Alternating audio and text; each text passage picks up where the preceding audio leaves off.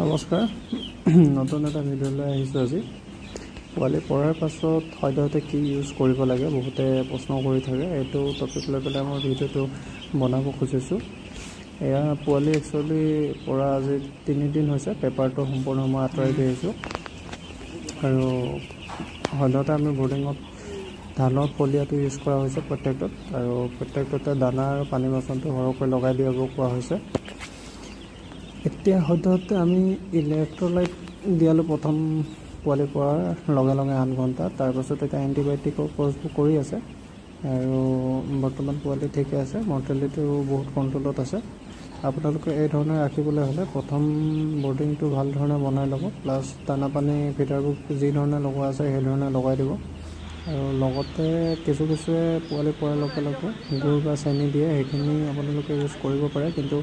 যদি গুড়টো দিয়ে গুড়টো সদায় বইল কৰি পেলাই দিব লাগে ডাইৰেক্ট যদি গুড়টো পানীৰ লগত গুলি দি দিয়ে যিহেতু গুড়ত বেক্টেৰিয়াটো বেছি থাকে গতিকে পোৱালিটো মানে গ্ৰ'থত বহুত প্ৰব্লেম দেখা পোৱা যায় গতিকে গুড়টো বইল কৰি দিব লাগে আৰু লগতে চেনিটো যদি দিয়া হয় চেনিটো গুলি দিলেও অধিক পৰিমাণে দিব নালাগে আৰু এটা লগতে কথা কওঁ যে কিছুমানে এণ্টিবায়'টিকৰ কোৰ্চটো কৰিলে এদিন নিদিয়ে বা ৰাতি দি পেলাই দিনত নিদিয়ে দিনত দিলে দিনতে দিয়ে ৰাতি নিদিয়ে তেনেকুৱা একচুৱেলি কৰিব নালাগে এণ্টিবায়'টিকৰ কোৰ্চটো কৰিলে আপোনালোকে নন ষ্টপ কণ্টিনিউ কৰিব লাগে 2 দিনেই হওক 3 দিনেই হওক তেতিয়া পোৱালিৰ গ্ৰ'থটো ভাল হয়